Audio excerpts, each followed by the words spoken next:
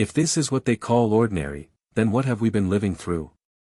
The spoon hovered midair, trembling just slightly, catching a thin ribbon of steam that curled upward and disappeared into the heavy Mississippi heat, and for a long moment, no one moved, not the women seated at the rough wooden table, not the guards leaning against the fence, not even the flies that circled lazily in the thick afternoon air, as if the entire camp had paused to watch a single decision unfold in silence. The bowl in front of Anna Weiss was chipped along the rim, enamel worn thin from years of use, but what sat inside it was something else entirely, something that didn't belong to the world she had known for the past 2 years, slices of beef resting in a pale, creamy sauce, strands of noodles tangled beneath, still glistening, still warm, still real, and that was the problem, because nothing real had been given without a cost in a very long time. She could hear the echo of voices that weren't there, instructors, officers, whispers repeated so often they no longer needed sound, telling them what to expect, telling them what the enemy would do, telling them that kindness was a trick and food was a weapon, and across the table, Greta's fingers tightened around her spoon but did not lift it, while Elise stared down at her bowl as if it might change shape if she waited long enough, and somewhere behind them a screen door creaked open and shut with a dull, tired rhythm that matched the slow pulse in Anna's ears. "Just beef stroganoff," the American had said. His voice flat, almost distracted, like a man describing the weather, and that word, just, hung in the air heavier than the humidity, because nothing about what she was seeing felt small or ordinary or insignificant, not here, not after months of thin broth and hard bread measured in ounces instead of meals, not after learning how to ignore hunger rather than satisfy it. The sunlight cut across the table in long stripes, catching the steam rising from the bowls, turning it into something almost visible, something that felt like it could be touched, and Anna realized her hand had already moved, the spoon now resting in her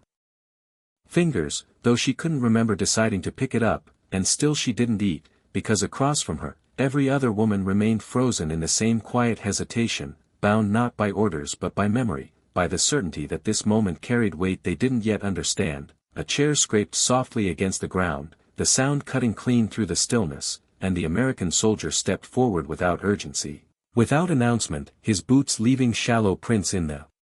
dust as he crossed the space between them. Corporal James Walker, though his name meant nothing to them, just another uniform, another face that should have been distant, and yet he stopped at the edge of the table and pulled out an empty chair as if he belonged there, as if this were not a place defined by wire and distance, and he sat down among them, not across, not above, but beside, close enough that Anna could hear the quiet shift of fabric as he leaned forward, close enough that the smell of the food no longer felt separate from the world outside her bowl. He reached for one of the dishes without asking, without looking at anyone for permission, and lifted his spoon in a motion so ordinary it almost erased itself, and then he ate, not quickly, not to prove anything, just a single, unremarkable bite, chewing slowly, eyes drifting somewhere past the fence line as if the act required no attention at all, as if there were no audience, no tension, no history pressing in on the moment. And that was when something shifted, not loudly, not suddenly, but enough, because whatever trap they had imagined did not include this, did not include a man treating the food as nothing more than food, and Anna felt the weight of the spoon change in her hand, no longer an object to question, but something else, something simpler, and she lowered it into the bowl, the metal breaking the surface of the sauce with a soft, almost quiet sound, lifting a small portion that carried more than just flavor, carrying heat, substance, the unfamiliar density of a meal that had not been stretched or diluted or rationed down to survival, and when it reached her lips, she paused again, just for a second. Not out of fear now, but because the moment felt larger than the action itself, and then she tasted it, and the world did not explode, nothing dramatic happened, no revelation announced itself, just warmth spreading slowly, salt, fat, something rich enough that her body seemed to recognize it before her mind did, and she stopped. Not because it was bad, not because it was strange, but because it was too much to process all at once. And around her, one by one, the others followed, small movements, spoons lifting, breaths held, then released, and still no one spoke, because there were no words for something that simple, something that should have been ordinary, but wasn't, not anymore.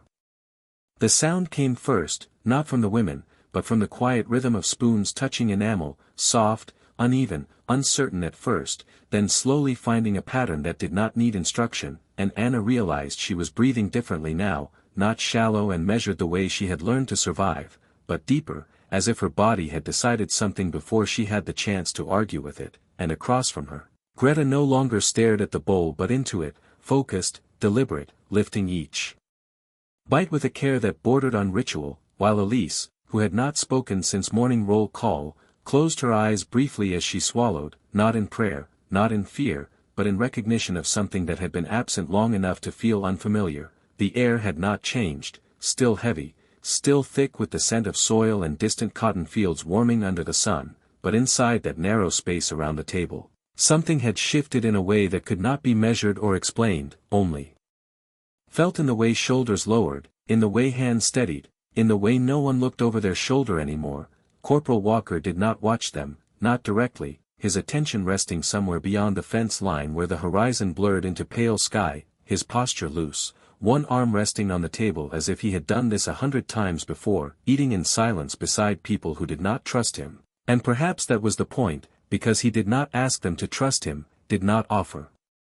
reassurance, did not translate the moment into something larger than it was. He simply ate, and in doing so, removed the need for explanation. Anna took another bite, this time without hesitation, the warmth no longer surprising but settling, spreading outward in a way that reached beyond her stomach, touching something quieter, something she had not named, and she noticed the details now, the way the noodles held their shape, the way the sauce clung to the meat, the way the portion itself seemed excessive, more than necessary, more than survival required, and that thought stopped her for a second, because excess had not existed in her world for a long time, not in food, not in comfort, not in anything. A breeze moved through the yard, light but enough to shift the edge of a paper napkin near the center of the table, and for a moment, the ordinary nature of it felt almost disorienting, because nothing about this scene matched the one she had prepared herself for, not the warnings, not the expectations, not the quiet rehearsals of endurance she had repeated in her mind during the long journey across the ocean. Someone at the far end of the table let out a breath that sounded almost like a laugh, though it stopped short, as if the body had forgotten how to complete the motion, and a few heads lifted, not in alarm, but in shared awareness, the kind that passes between people without words. And Anna understood then that the silence had changed. It was no longer defensive, no longer a shield, but something else, something closer to agreement. She glanced once toward Walker, just a brief movement, enough to see that he had finished half his portion and set the spoon down without ceremony, wiping his hand on a cloth with the same absent gesture a man might use at his own kitchen table, and when he finally spoke, it was not directed at anyone in particular, not even at her. Just a quiet statement that seemed to belong to the air itself: eat while it is warm, and nothing more, no instruction, no expectation, just a fact, and Anna felt the weight of that simplicity settle into place, because it did not ask anything from her except to exist in the moment as it was, not as it had been described to her, not as she had feared, but as it actually unfolded, one bite at a time, and for the first time since arriving, she did not measure what she took against what might come later, she did not calculate, did not hold back, she simply ate, and the act itself, so small, so ordinary, carried a quiet kind of defiance, not against the men across from her, but against the version of the world she had been taught to expect. By the time the bowls began to empty, the rhythm at the table had changed again, no longer cautious, no longer measured in hesitation, but steady, almost instinctive, and Anna noticed that no one was watching their hands anymore, no one was checking the faces across from them for signs of reaction or consequence, because nothing had come, no interruption, no correction, no hidden condition attached to what they had been given, only the quiet continuation of something that felt dangerously close to normal. The last of the steam had faded now, replaced by the faint scent of cooked meat and something richer that lingered in the air, and for a moment, she allowed herself to focus on that alone, not the camp, not the war, not the distance between who she had been and who she was now, just the simple presence of warmth that had not been taken away. Greta leaned back slightly, her shoulders no longer drawn tight, her fingers resting loosely against the edge of the table as if they had forgotten their purpose, and Elise, who had eaten slower than the others, placed her spoon down with deliberate care, not out of restraint, but out of completion, as though finishing something that mattered more than the portion itself. No one asked for more, though there was still food left in the serving dish at the center, and that restraint carried its own quiet meaning, not fear, but a kind of learned discipline that did not disappear in a single afternoon. Anna looked at the remaining food, then away, not because she did not want it, but because wanting it too openly still felt unfamiliar, like stepping beyond a line she could not yet see. A truck engine started somewhere beyond the fence, low and steady, blending into the constant hum of insects and distant movement, and the world outside the table resumed its place, unchanged, indifferent to what had just happened within this small space. But Anna understood that something inside that space had shifted in a way that would not easily return to what it had been. Corporal Walker stood without announcement, the chair legs scraping softly against the dirt, and he gathered his empty bowl with the same quiet efficiency he had shown from the beginning, not waiting for acknowledgement, not looking for gratitude, and as he turned to leave, he paused just long enough to adjust the edge of the serving dish so it sat centered on the table, a small, almost unnecessary gesture that carried no instruction, only completion. For a second, Anna thought he might say something more, something to explain or define what had just taken place, but he did not, and that absence felt intentional. As if the moment did not need words to hold its weight, he walked away the same way he had arrived. Boots pressing into the dust, leaving behind no more than faint impressions that would disappear by evening, and the space he left behind did not feel empty, only quiet. The women remained seated, not because they were told to stay, but because none of them were ready to stand yet, not ready to step away from something that had altered the shape of the day. Anna rested her hands in her lap, feeling the difference in her own body, the subtle shift from tight control to something looser, something steadier, and she realized that the fear she had carried into that moment had not vanished, not completely, but it had been interrupted, broken just enough to let something else exist beside it. Across the table, Greta met her eyes briefly, and there was no need to speak, because the understanding was shared, simple and undeniable, that whatever they had expected to happen here had not happened, and whatever had happened instead could not be explained by the rules they had been given. Anna glanced once more at the empty bowl in front of her, the thin line of sauce left along the edge, and for the first time, she did not see it as something to be questioned or measured, but as evidence of something real, something that had existed fully and then ended without consequence, and that realization settled quietly, without force, like the last note of a song that lingered just long enough to be felt before it faded. The table did not empty all at once, it loosened slowly, as if the moment itself needed time to release its hold, and when the first chair finally moved back with a soft scrape against the dirt, no one reacted, not because it was unimportant, but because it felt like the natural continuation of something that had already decided its course. Anna stood last, her hands brushing lightly against the fabric of her dress as she rose, not out of habit, but to confirm something physical, something steady, and the ground beneath her feet felt the same, dry, compacted, familiar, yet her balance was different, less guarded, less prepared for sudden shifts that never came. Around her, the others began to gather the dishes without being told, stacking bowls, aligning spoons, movements quiet and efficient, shaped by years of discipline that did not disappear simply because the atmosphere had changed, and still no one spoke, not because words were forbidden, but because they would have reduced something that did not need reduction. Greta carried 2 bowls at once, her grip firm, her pace unhurried, and as she passed Anna, their shoulders nearly touched, a small distance that once would have been intentional, but now seemed unnecessary, and Elise lingered near the edge of the table, her fingers tracing the rim of her empty dish for just a second longer than needed before she placed it onto the stack, as if marking the end of something she could not name. The sun had shifted slightly, the shadows longer now, stretching across the yard in thin lines that cut through the space between the fence posts, and beyond them, the fields moved with a slow, steady rhythm, rows of cotton bending under the weight of the afternoon heat, unchanged, unaffected, continuing as they always had, and that contrast settled quietly in Anna's mind, because nothing outside had altered, and yet everything within the past hour felt different. A guard near the gate adjusted his hat and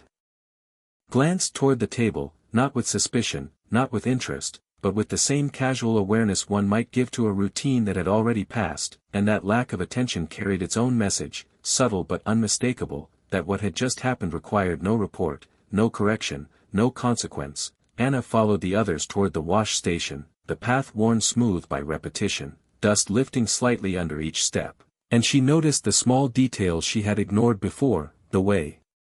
The water barrel reflected the light in uneven ripples, the faint sound of metal cups touching as they were set down, the rhythm of hands moving through motions learned long before this place existed. She rinsed her bowl carefully, watching the thin layer of sauce disappear under the stream of water, leaving the surface clean, ordinary, indistinguishable from any other, and for a moment, that transformation felt significant, not because of the object itself, but because of what it represented.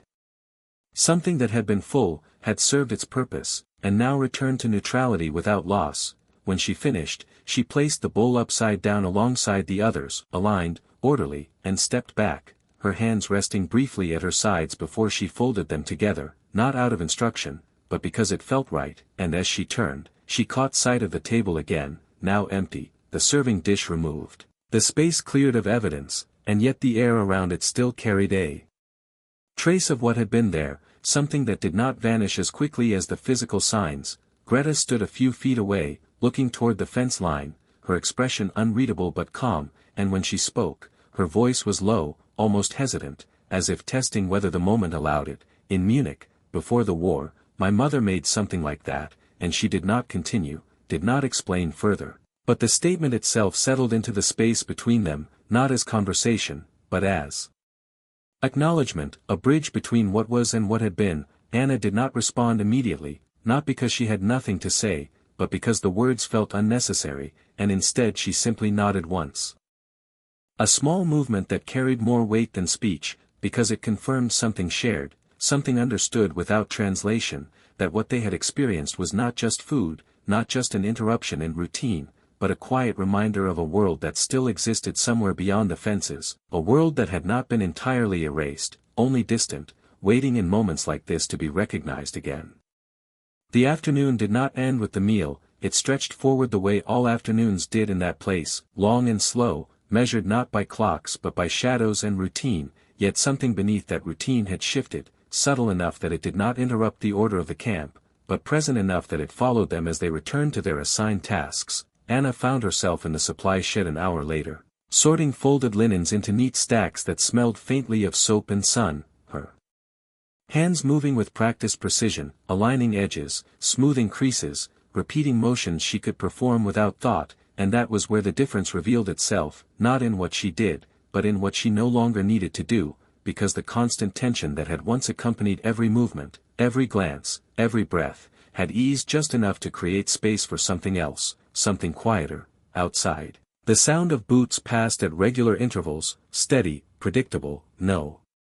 longer carrying the sharp edge of uncertainty, and when a shadow crossed the doorway, she did not immediately stiffen, did not prepare for interruption, she simply continued, lifting another stack, placing it down, the rhythm uninterrupted. Greta worked beside her, silent as always, though now the silence felt less like distance and more like agreement, a shared understanding that did not need to be spoken, and after a while, she set down the last of her linens and leaned lightly against the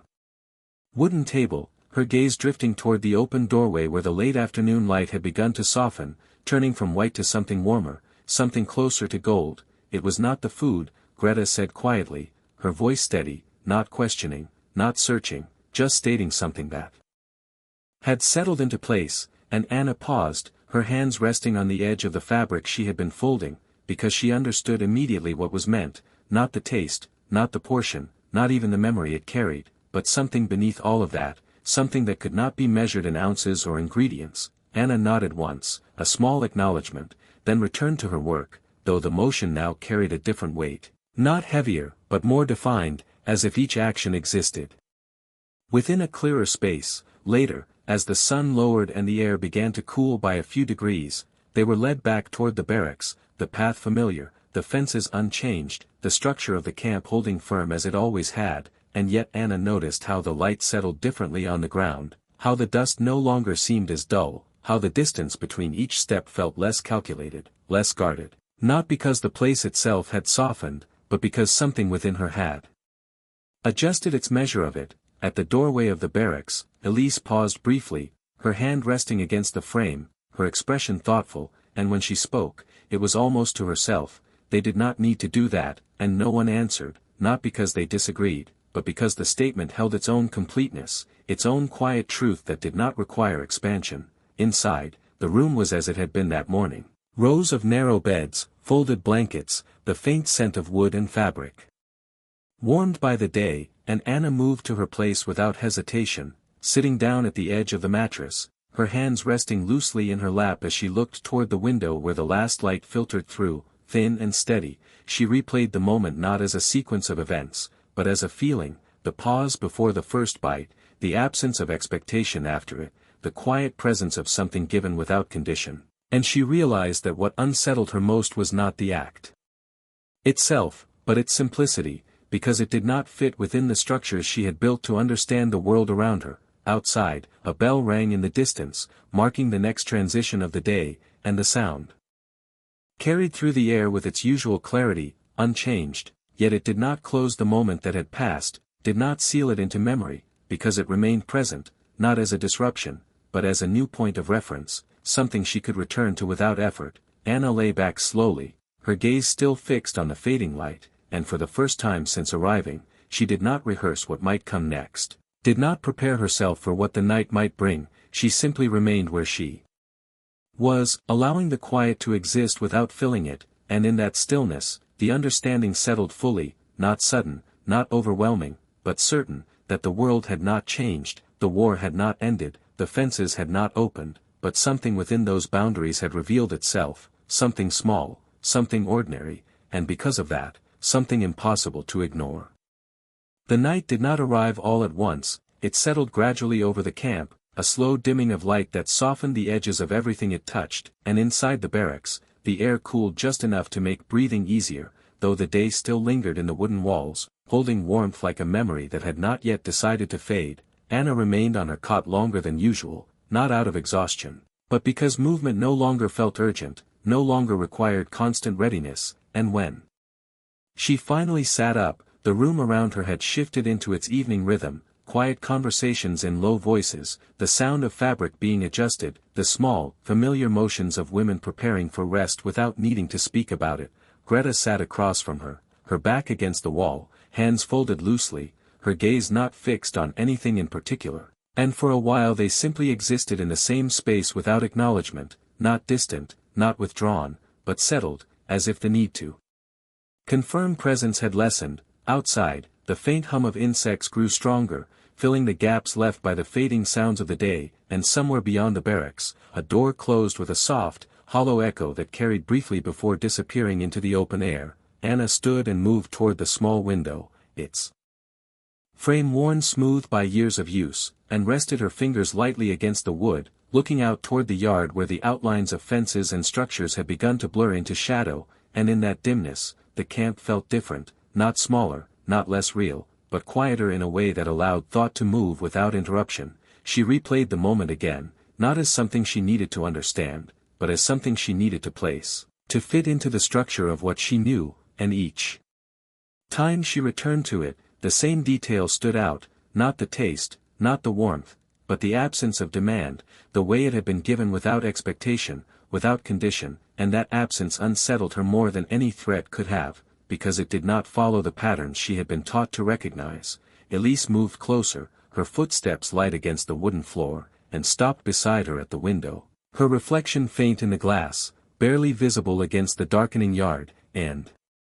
for a moment, they both looked outward, sharing the same line of sight without needing to turn toward each other. "Do you think it will happen again?" Elise asked quietly, her voice careful, as if the question itself might disturb something fragile, and Anna did not answer immediately, not because she did not understand, but because she was no longer certain that prediction held the same meaning it once had. She considered the question not as a possibility, but as a measure, something that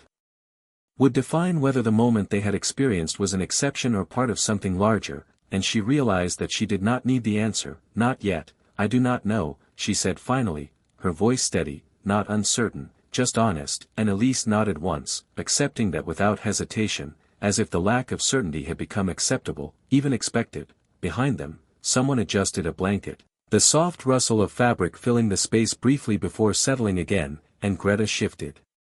her position slightly, her gaze now turned toward the window as well, drawn by the quiet exchange. Though she did not speak, the three of them stood there for a moment longer, not waiting, not anticipating Simply allowing the stillness to exist without interruption, and in that stillness, Anna felt the shape of something new, not trust, not yet, but the beginning of a space where trust might one day exist, a space created not by words or promises, but by a single, ordinary act that had carried no hidden edge. When she stepped back from the window, the room behind her felt unchanged, yet her place within it had shifted slightly, as if she occupied it with a different weight, one that did not press as heavily against her thoughts, and as she returned to her cot and lay down, the sounds of the night settled into a steady rhythm around her, consistent, predictable, and for the first time, she allowed herself to rest within that rhythm without questioning it, without preparing for its interruption, because something within her had accepted, even if only for that moment, that not every action required defense, and not every silence concealed something waiting to break it. Morning arrived without announcement, a pale gray light slipping through the narrow window and settling across the wooden floor in thin, quiet lines, and for a moment, before the first movement began, the barracks held a stillness that felt almost unfamiliar, not because it was silent, but because it was undisturbed. Anna opened her eyes without the usual tension, no sudden intake of breath, no immediate awareness of where she was. Only a gradual return to the shape of the room, the outline of the ceiling, the faint sound of someone shifting on a nearby cot, and she lay there for a few seconds longer than she normally would, not out of reluctance, but because there was no urgency pushing her forward. Around her, the others began to stir, blankets folding back, feet touching the floor, the routine of the morning unfolding in its familiar sequence, yet even within that structure, something had changed, subtle enough that it did not interrupt the pattern, but present enough that it softened its edges. Greta sat up across the room, running a hand through her hair, her movements slower, less mechanical, as if she no longer needed to move ahead of the moment, and Elise stretched slightly before standing, her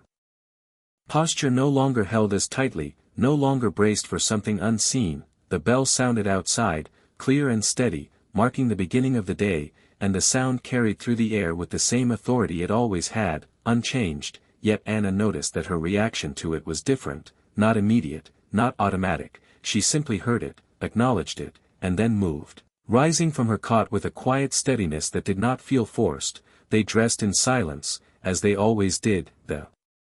soft rustle of fabric and the occasional shift of a foot against the wooden floor filling the space, and when Anna reached for her sleeves, she paused for just a moment, her fingers resting against the cloth as if confirming something tangible, something present, and then continued, the motion smooth, unhurried. Outside, the air carried the faint coolness of early morning, a brief relief before the heat would return, and the yard stretched out before them, unchanged, the same fences, the same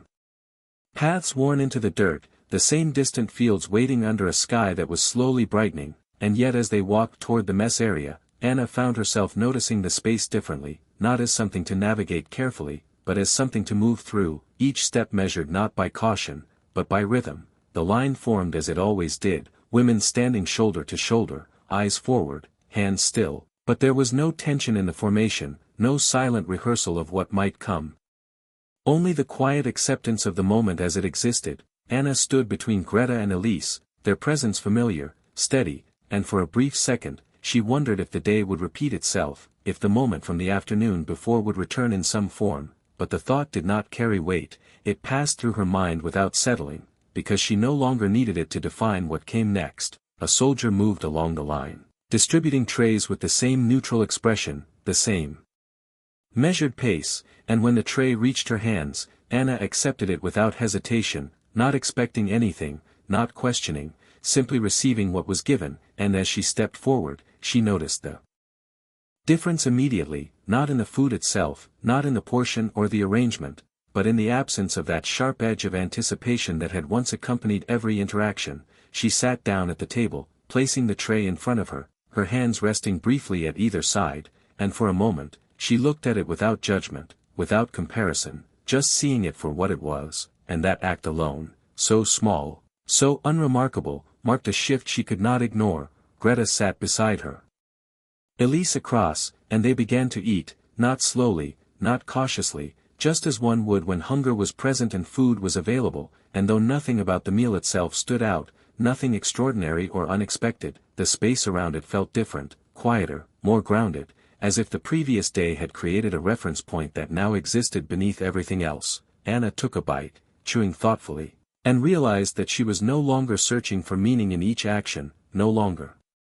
trying to interpret what lay behind it. She was simply present within it, and that realization settled gently, not as a conclusion, but as a beginning of something she had not allowed before, a way of existing within the moment without needing to defend against it. And as the morning continued, the routine unfolded as it always had, yet carried within it a quiet difference that did not need to be named to be understood. The work detail that morning carried them beyond the main yard, past the familiar lines of barracks and into the open stretch where the fields began, and the shift in space was immediate, the air wider, the horizon longer, the ground less confined by fences and more defined by distance, and Anna felt it in the way her steps adjusted, no longer measured by proximity to structures, but by the rhythm of the land itself. The cotton rows stretched in straight lines ahead, green leaves catching the early light, their edges sharp against the pale sky, and the scent of soil rose faintly with each step, dry but alive, carrying a steadiness that did not change with human movement. They were assigned their sections without ceremony, a simple gesture from the supervisor, a nod toward the rows that needed tending, and then they moved into place, each woman stepping into her own line, spacing themselves naturally, the distance between them neither enforced nor broken, just understood. Anna bent slightly, her hands moving through the leaves, checking, adjusting, repeating the small tasks that filled the hours, and the motion came easily, familiar in its repetition, yet now there was something different beneath it, a quiet absence of resistance, as if the work no longer needed to be endured, only completed. The sun climbed steadily, the light sharpening, the air warming inch by inch, and sweat formed along her back, not uncomfortable, just present, part of the rhythm of the day, and she noticed how her body responded without tension, without the tight awareness that had once accompanied every physical demand. A few rows over, Greta worked at a steady pace, her movements precise, efficient, and once, when she straightened briefly to stretch, her gaze moved across the field, not searching, not wary, just observing, taking in the space without needing to measure it against anything else. The sound of footsteps approached along the narrow path between rows, boots pressing lightly into the dirt, and Anna glanced up without thinking, her eyes settling on the figure moving through the lines, Corporal Walker, his presence neither abrupt nor announced, just part of the scene as it unfolded. He carried a canteen in one hand, the metal catching the sunlight in small flashes as he walked, and when he reached the midpoint of the field, he stopped, unscrewed the cap, and took a drink, his posture relaxed, unguarded, as if he were simply another worker pausing in the heat. He did not speak, did not call out instructions, did not alter the rhythm of the field, and after a moment, he extended the canteen toward the nearest woman, not offering it with emphasis, not expecting acknowledgement, just holding it there until she took it, drank, and passed it along. The gesture moved quietly from one set of hands to another, each woman taking a brief sip before returning it, and when it reached Anna, she hesitated for only a fraction of a second, not out of doubt, but out of awareness, and then lifted it, the cool metal pressing against her palm, the water inside still carrying a trace of chill despite the rising heat, and she drank, slowly, the taste clean, simple, real. When she handed it back, their eyes met briefly, not long enough to form a connection that required definition, but enough to acknowledge presence, and he nodded once, a small movement, almost imperceptible, before moving on, continuing down the line as if the moment did not need to remain. The field returned to its steady rhythm, hands moving, leaves shifting, the quiet sound of work filling the space, and Anna found herself focusing on the task again, yet something from that brief exchange remained, not the action itself, but the absence of distance within it, the way it had occurred without formality, without the boundaries she had expected to define every interaction. The sun climbed higher, the air thickening, and the hours passed without interruption, yet beneath the repetition, a new pattern had begun to form, not visible, not spoken, but present in the way each moment no longer stood alone, but connected, one to the next, building something that did not need to be named to exist. And as Anna continued her work, she realized that the shift she felt was not tied to a single event, not limited to one afternoon or one meal, but expanding quietly, extending into the spaces between actions, shaping the way she moved, the way she saw, the way she existed within a place that had not changed, yet no longer felt exactly the same. The sun had begun its slow descent by the time they were called back from the fields, the light softening into long amber lines that stretched across the ground, turning dust into something almost golden, and the air, though still warm, carried a quiet shift that signaled the end of labor, not with urgency, but with release. Anna walked with the others along the worn path, her step steady, her breathing even, and the weight of the day settled into her body not as strain, but as completion. Something finished without resistance, something that belonged to her rather than something she had been forced through. Beside her, Greta brushed a strand of hair from her face, her expression calm, and Elise walked a few feet ahead, her shoulders relaxed in a way that no longer looked temporary, no longer looked like something that might disappear at the first sign of change. The fence line came back into view, its shape familiar, unchanged, and yet it did not carry the same sharp definition it once had in Anna's mind. Not because it was less real, but because it no longer held every meaning she had once placed on it. They entered the yard in silence, the same gate, the same guard, the same routine, and yet the repetition did not feel like confinement, it felt like structure, something that existed without needing to press against her thoughts. The evening meal was simpler, plain, expected, nothing that drew attention or pause, and they ate without hesitation, without comparison, because the meaning of the previous day had already settled into place, not as a standard, but as a reference, something that existed alongside everything else without replacing it. Afterward, as the light faded and the sky shifted toward deeper shades, Anna found herself standing once more near the edge of the yard, her gaze moving beyond the fence, not searching, not longing, just observing the distance as it stretched outward, quiet and uninterrupted. The fields lay still now, the rows blending into shadow, and somewhere far off, a single light flickered on, small, steady, a point that held its place without drawing attention to itself. Footsteps approached behind her, familiar in their rhythm, and she did not turn immediately, because she already knew who it was, not by certainty, but by the absence of tension in her body. When she finally glanced over her shoulder, Corporal Walker stood a few feet away, his posture the same as before, unhurried, unmarked by anything that suggested importance, and for a moment, neither of them spoke. The space between them filled not with distance, but with quiet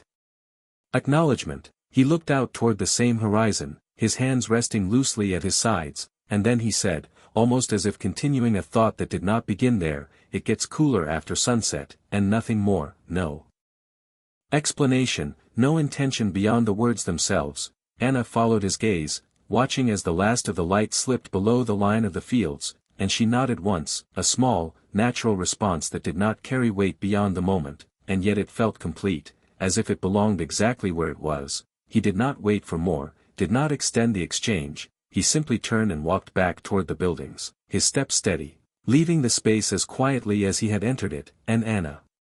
remained where she was, her eyes still on the horizon, the air cooling around her, the sounds of the camp settling into their evening rhythm. She stood there until the light had fully faded, until the shapes beyond the fence were no longer visible, and even then, she did not move immediately, because the absence of sight did not remove the presence of what she had come to understand. She thought of the meal, the water passed between hands, the simple words that carried no demand, and she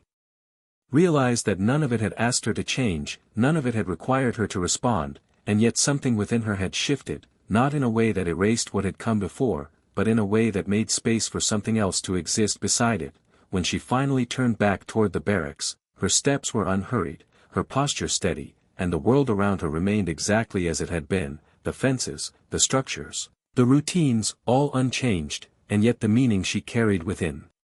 them had adjusted, quietly, permanently, and as she walked, the thought settled without force, without declaration, clear and simple, that they had prepared her for cruelty, for deprivation, for distance, but what she had found, in moments so small they could have been overlooked, was something else entirely, something that did not raise its voice, did not announce itself, but remained, steady and undeniable, shaping the space around it without needing to be seen.